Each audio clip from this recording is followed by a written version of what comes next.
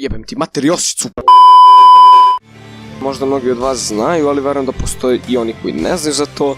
Naime, reč je o tome da sam postao član Anime Guild kanala, jer eto, malo sam se ulenio, pa eto, to je neki način da svake nedelje imate najmanje 2 videa od mene i da mnogi koji me znaju mogu potvrditi da sam protiv shoutouta, ali ova 2 lika su me jednostavno oduševila.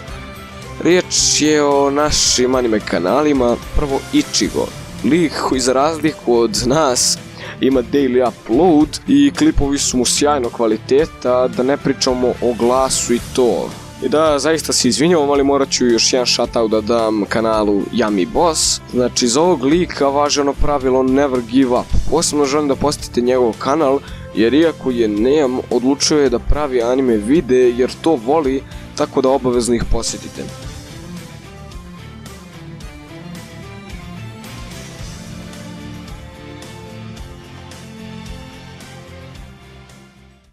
Gledaj kako sjebaću vam sister.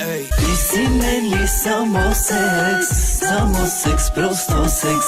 Ti si meni samo seks, prosto seks.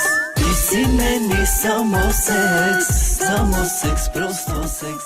Kad smo završili s tim, možemo da krenemo na video. Da, umalo da zaboravim, radimo najbolesnije anime scene, tako da znate na čemu ste. Anime znaju da budu baš bolesni. Prva scena koja mi je ostala u mislima je sam kraj Evangeliona. To jest, iako je anime mnogo puta ocenjen kao masterpiece, ali jebite me ako znam šta se na kraju desilo. Spoiler alert, jedna od glavnih likuša se pretvorila u najveći dildo na svetu, dogodila se apokalipsa i svi ljudi su se bukvalno pretvorili u fantu. Osim nje i glavnog lika. Sljedeća je bilo koja scena iz animea Boku no Pico. Znači, ovom animeu nije dovoljno što se radi o pedrima, već je moralo da bude i pedofila, da bude još gore. Ovo je jedan od najpopularnijih animea na svijetu i najpopularniji hentai na svijetu.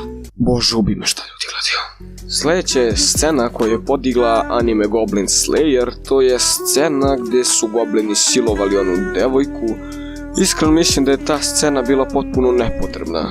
Šta serem i sam uživao dok gledam kako goblini jebu sisatu malu devojku. Kad se samo prisjetim tih dana. Jebi ga, ovaj anime se barem na neki način progurao, tako da eto. Ok, znam da je kratko, ali posljednja scena je ona koju ste mogli da vidite u naslovu, a radi se o sceni iz anima ili anime filma Wicked City.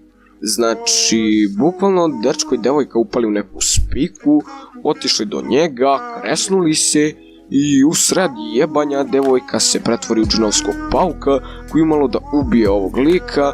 Da stvar bude još gora, umjesto pičke dobije usta sa zubima koji mogu parirati i ajkuli. Da, bilo je mnogo gorih stvari, ali to ću ostaviti za neki naredni video, pa ako vam se ovo svidi uradit ćemo i drugi deo. Evo, to je to otprilike što se tiče ovog videa. Ja se nadam da ste uživali, jeste bilo kratko, ali eto čisto za uvod u ovaj kao serijal ili šta god daje. Eto, to je to, nadam se da ste uživali, a do sljedećeg klipa veliki pozdrav ljudi.